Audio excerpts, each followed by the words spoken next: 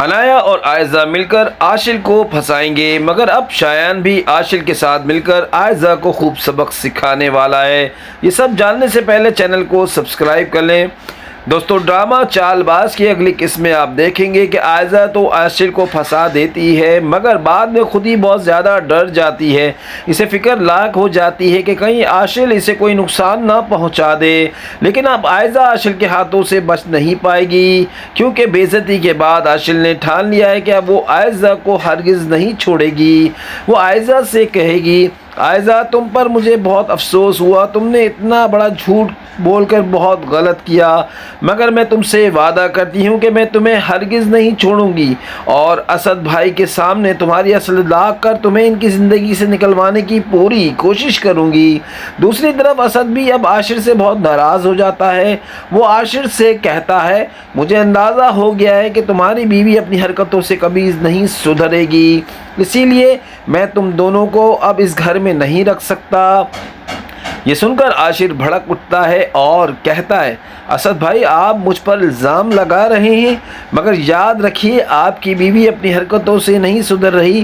جب سے وہ آپ کی زندگی میں آئی ہے ہماری زندگی عذاب بن گئی ہے۔ میری اور عاشر کی شادی کے بعد اسے ہماری خوشی برداشت ہی نہیں ہوئی۔ بہتر یہ ہوگا کہ آپ اپنی بیوی کو قابو میں رکھیں، ورنہ جو تھوڑی بہت عزت بچی ہے وہ بھی عائزہ برباد کر دے گی۔ یہ سن کر اسد اور غصے میں آ جاتا ہے اور عاشر کو زور سے تھپڑ مارتا ہے۔ عاشر کہتا ہے، میں بھی آپ سے یہی بات کہہ سکتا ہوں، مگر آپ میرے بڑے بھائی ہیں اس لیے احترام کرتا ہوں، مگر یاد رکھیے میں اس گھر سے اپنا حصہ لیے بغیر نہیں جاؤں گا۔ جتنا حق آپ کا ہے اتنا ہی میرا ہے بھی ہے۔ اگر آپ نے زبردستی کی تو میں آپ کے خلاف قانونی کارروائی کروں گا۔ اسد یہ سن کر مزید غصے میں آ جاتا ہے۔ عاشر فوراً عاشر کا ہاتھ پکڑ کر اسے کمرے میں لے جاتا ہے۔ عاشر دونوں بھائیوں کی لڑائی دیکھ کر کہتی ہے کہ اس کا جال کامیاب ہو رہا ہے اور سب کچھ ویسا ہی ہو رہا ہے جیسا وہ چاہتی تھی۔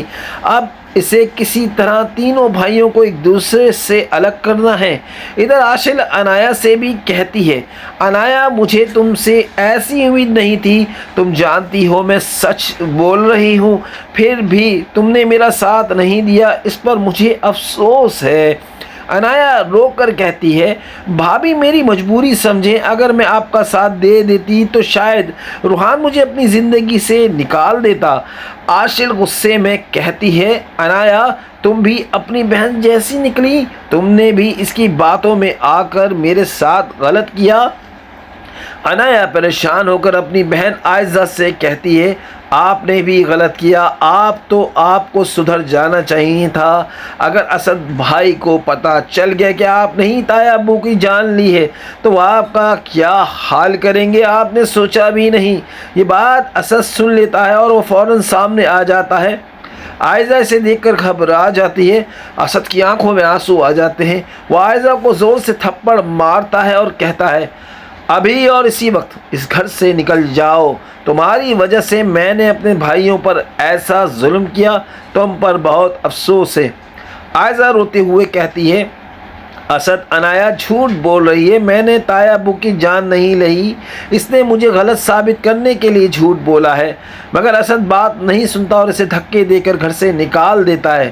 وہ کہتی ہے، اگر آج کے بعد تم اس گھر میں نظر آئیں تو میں تمہیں ہرگز نہیں چھوڑوں گا، میں فیصلہ کر چکا ہوں، تمہیں طلاق دے کر اپنی زندگی سے نکال دوں گا۔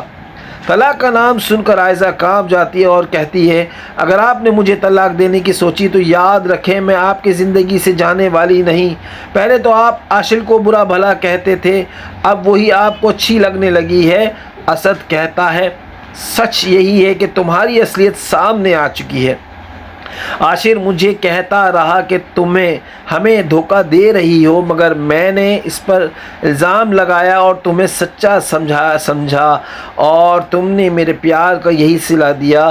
اگر یہ ثابت ہو گیا کہ تم نے میرے باپ کی جان لی ہے تو میں تمہیں جیل بھجوا دوں گا۔ اب سوال یہ ہے کہ کیا اسد کو واقعی عائزہ کو طلاق دے دینی چاہیے؟ کامنٹ میں اپنی رائے ضرور دیں اور چینل کو سبسکرائب کر لیں۔